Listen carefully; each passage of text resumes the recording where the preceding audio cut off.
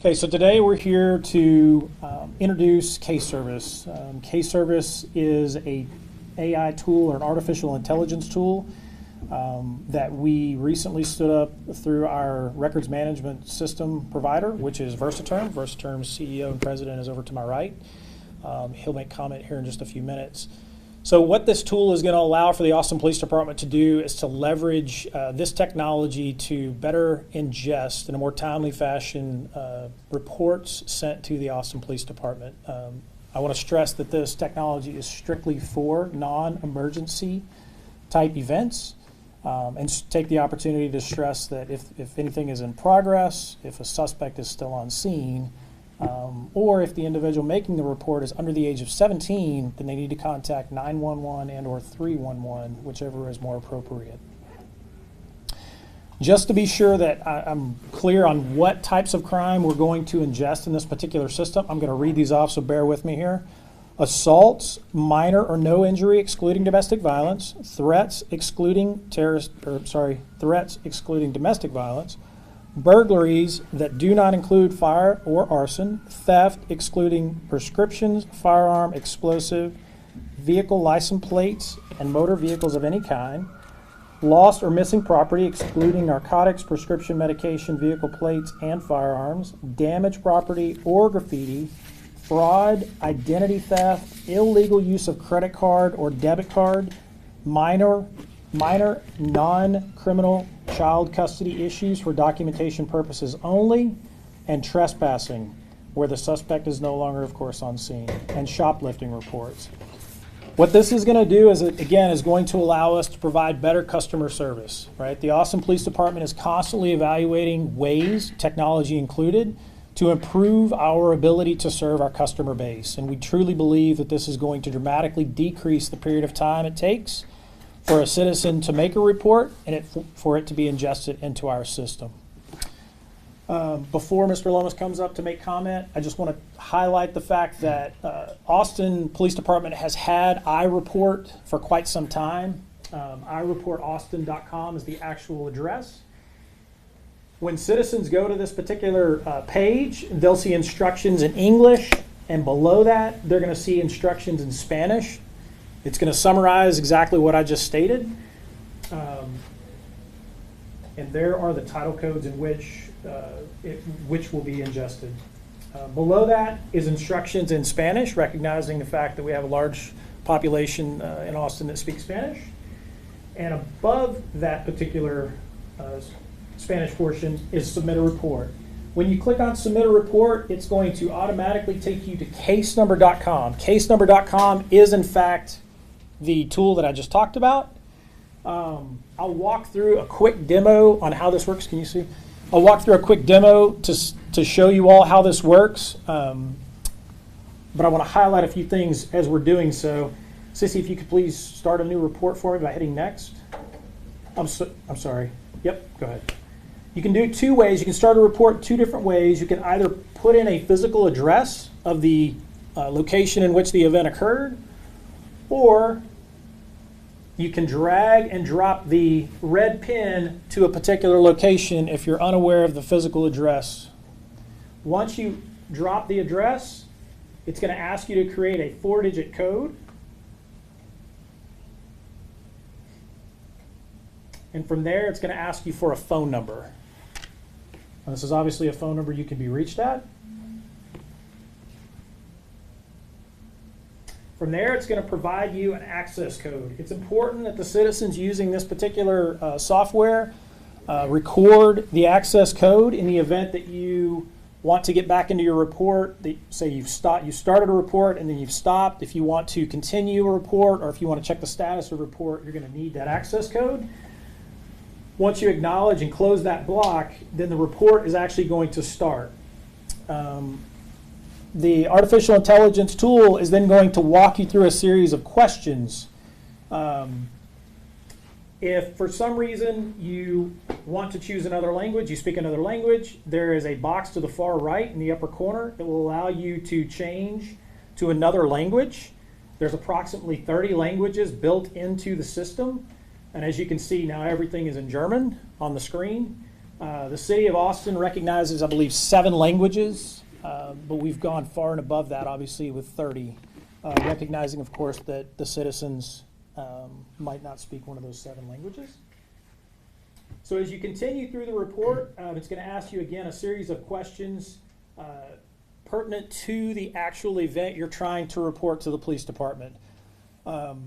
In the past, we've had a script-based system that only asked you 5 or 6 questions, which didn't provide enough information to the police department. This is a much more robust system that allows for us to capture more information and give more information to the detectives that will eventually investigate the case.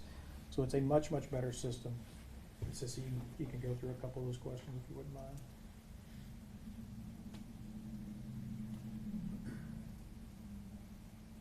And in a few words, describe what took place. So you could type, I walked outside this morning and my vehicle's windows were broken.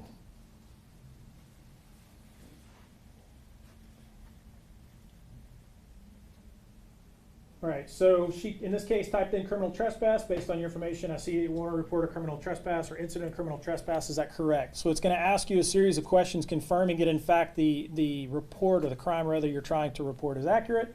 And then, of course, walk you through a series of guardrails. A few minutes ago, I mentioned that one of the guardrails, or one of the preventers, if you will, of this particular service is you have to be above the age of 17. So obviously, it's asking you that question there in order to stop you if you are not. Let's go ahead and back out of that. I want to show the other continual report. And then, yeah. All right, so I mentioned earlier, continual report. So this feature allows citizens to go back into a report that they previously started that they needed to get more information about or something along those lines. It's going to ask you a series of questions: telephone number, the access code that I highlighted earlier, and of course the 4-digit PIN, the 4-digit PIN that you provided at the very beginning of the report. In the event you've lost that information, there's a Find My Information down at the bottom. And we won't walk through that, but that's one of the features with this particular system. And then, of course, report status. What this is going to allow the citizens to do is check the status of their case service report. It will basically tell them whether or not the report has been ingested into the records management system and give them more information about what they've already provided to the police department. As before, telephone number, access code, 4-digit PIN is required. And then, of course, there's the option to find the information in the event you've lost it. So what I'm going to highlight next, the previous 2 pages, ireportaustin.com and, of course, case number, are going to be public-facing pages that the public would have access to. This particular page only faces the police department, and what this does is this gives the police department the ability to look back and see for a period of time how many reports have been started, how many reports have been submitted, how many reports have been approved. And then from that, it breaks down more information, as you can see there on the screen. I'm going to go ahead and hand it over to Mr. Loomis. Thank you, LT. My name is Warren Loomis. I'm the CEO and president of Versatern Public Safety. Today, I feel very honored and excited to be here today to kick off this great new technology. This is an incredible advancement in how police departments across North America can better serve their communities, their citizens.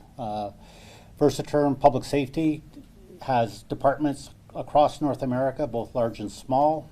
This latest module is based on that AI technology to better interact and collect information from the citizen, allowing them to provide more information to the detectives so they can do a much better job and solve their crimes. This is our largest install of this module, case service. So Austin PD is the largest as of today, but we see it quickly growing, and I believe Austin PD is also already getting requests from other agencies across North America and want to understand it better. Providing better service to the citizens in a more efficient manner is what we're all about. And again, I feel extremely honored to be here today and to be able to kick this off. So thank you. We'll answer any questions that you all may have. So was the lag time in the old system getting the reports into the system or freeing up an officer to go out and respond to those calls? So it was a combination of both, but I would say the bigger part of that was getting the reports into the system. Okay. At this point, who's going to be the person or officer looking through this data? I know AI is going to help streamline the process, but I mean, the person, whoever is doing the report, they still want to talk to an officer and know whether or not it's being investigated. How are you guys going to deal with that? Yes, ma'am. So once you enter a case service report, it is going into a queue for review. That initial review will take place through our records department. And once that is approved and pushed into the RMS itself, the records management system, I apologize, then it will be assigned to a detective or an investigative unit. So an investigator will contact the reporting party and follow up with the reporting party at that point. What's the goal for the time it takes from filing a report for an investigator to reach out to the person? As quickly as possible. There's a number of variables that might impede, if you will, the contact. Case service, again, a very, very robust system, allows for us to ingest the information much more quickly. But the problem we've seen is that some reporting parties don't give us all the information we're asking for. Through the system? Correct. And so there are some cases wherein our records unit will reach back out to the reporting party to ask follow-up questions. And so depending on how long it takes the reporting party to answer those questions back, thus completing the report, obviously would impact the time period it would take for the reports to be assigned. Likewise, if a report happens in the middle of the night, right, a supervisor is going to have to review those reports even after they're pushed into the records management system, and thus assigning them to a detective. So it's going to take time for that to occur, but it's probably going to be 1 to 3 days on the high end. For the sake of just clarification, this new system compared to the old iReport, it's basically expediting the process and then additional questions that people have to answer. Is that basically? It is, but I would compare this much more to the officer interaction with the citizen. Again, before, we essentially were using a script that contained 5 to 6 questions, and they were all the same questions regardless of the circumstances, if you will, of the crime. Now, we had different scripts for different crimes, but the reality of it is nothing really takes the place of the interaction. Now, when you introduce AI, obviously the AI portion converses with the reporting party much more similarly than, say, an interaction between an officer. So it's going to greatly enhance our ability to capture relevant data, but it's also going to decrease the amount of time that it took for the script that I mentioned earlier to work its way through the system into the records management system, where this is on an automated track to do so. There was a time when APD was recommending that any non-emergency basically request or call should go through 311. Does this mean now we're trying to get 311 more back to like, there's a pothole on my street, and then this is for, non-emergency but a little more serious crime? Like, how do people know whether to call 311 or this? So great question, and it's those titles that I highlighted earlier and read off, and it's also the titles that are listed on the iReport website, and they're there, right there, yep. So they're right there. So if a citizen in the city is involved in one of these events, then they're encouraged to use the case service module to do the report. Before 311? Yes, ma'am. Okay. Is there anything different now when someone calls 311 and they get sent to online? Is that still the same process, or is it different now with this? So in the past, if someone called 311 and they were directed to iReport, they're likely to be directed to iReport now. The only difference is, and they probably won't see it unless they've filed previous reports to know what the old system was. Okay. Now iReport is going to direct you to case service instead of the script system that I spoke about earlier. Is the idea with this feature in a way to eliminate that job, taking into account there's vacancies inside of APD, or what's really the whole idea? Like, why are we using AI now? It's all about customer service, and I touched on that earlier. The department is constantly trying to evolve in this space, recognizing that the citizens are busy, recognizing that we have an obligation to support and serve those citizens. And so we just saw this as an opportunity to better serve the citizens of Austin. By no means are we trying to do away with jobs or anything like that. Since October 2021, when we switched over to the 311, you heard from the community there was a lot of frustration from business owners and homeowners. Do you think this process will help smooth everything out? Or I guess what have you been dealing with 311 and hoping this can better that process? So yes, we heard the citizens, we heard the complaints with the delays and the backlogs and things of that nature. And yes, we firmly believe that this process will streamline a citizen reporting something to the police department and it getting to an investigator in a timely fashion. How much is this really going to reduce that lag time if there's still a staffing shortage in the department in general when it comes to people getting out, detectives being able to get out to these non-emergency calls? So the detectives historically haven't gone to the scene of the non-emergency calls, right? They're tasked with investigating those particular cases. The detectives are still responsible for the investigation of those particular crimes. There never was, to my knowledge, a delay of investigation. It was the delay of ingesting the reports within the records management system. This technology closes that loop. So in the last process, once a report did get processed through it, a detective or investigator was able to reach out to the person right away. That wasn't an issue in the past? I'm not sure, I can't speak to the length of time each individual detective took, because obviously detectives work at a different pace. Based on the complexity of their caseload and the crimes they're investigating, it may have taken periods of time longer or even shorter in some cases to reach out to citizens. But again, this particular technology is to bridge or focus on the issue that was our ingesting or inability to ingest those reports into the records management system. Is there anything on this list that gets higher priority when it comes through? All of these titles are non-emergencies, and we have done we've done a lot of research. We've had a lot of meetings with respect to the creation of what we're calling guardrails to prevent people from using this system when it's in fact an emergency. And I'll give you an example. If someone were to try to use this system and they use the term gun, it's going to kick them out of this system and they're going to be pushed to the 911 system or told to call 911. Because we recognize the fact that if a gun's involved, it's likely an emergency that an officer needs to respond to. Likewise, if a suspect is still on scene, we want to be able to go to that scene and we want to be able to make contact with the suspect because we believe firmly that that's the best form of customer service, and we also firmly believe that that's the best chance we have of potentially creating a solid case if there's one to be made. I know there was some confusion in the past with people would report something through 311 and get, I think it's called a service request number, and they thought they were getting the police case number.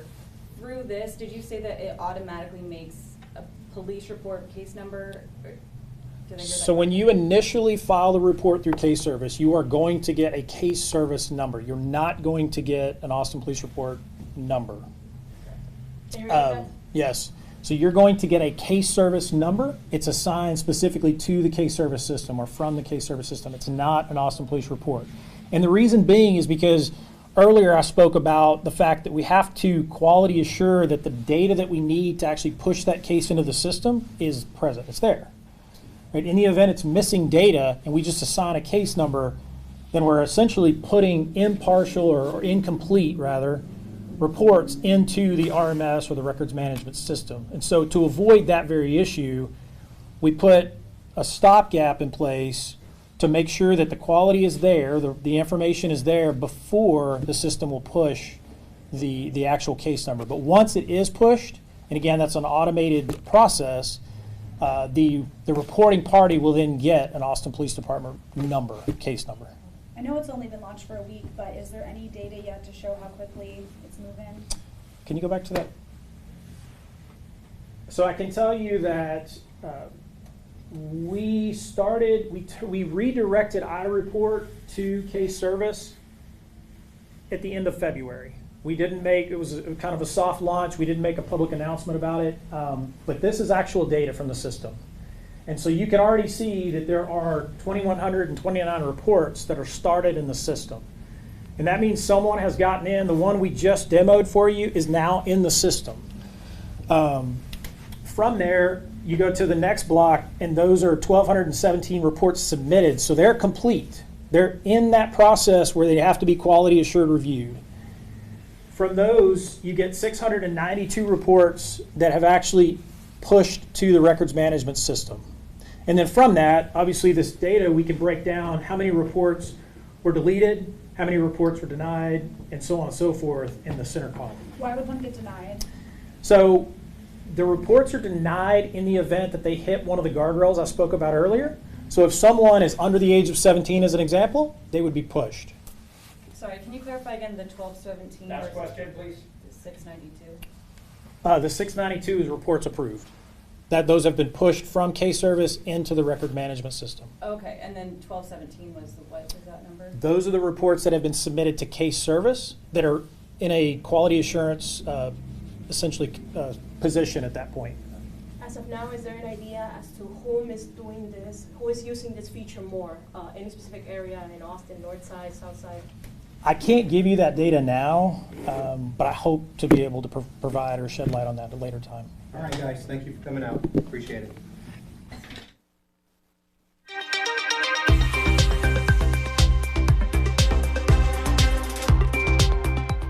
Will Dupree back in the KXAN live studio. Thank you all for sticking around as we brought you this news conference from the Austin Police Department talking about this new artificial intelligence tool that's helping to make reports move through its reporting system maybe a little bit quicker. You heard some questions there asked by our crime reporter, Brianna Hollis, who you see in the blue there on the right and the screen next to me. She's going to be looking into this much more in depth, and we already have a story on our website at kxan.com that you can check out right now to learn about some of those details that police have discussed about this non-emergency reporting system and how AI factors into that now.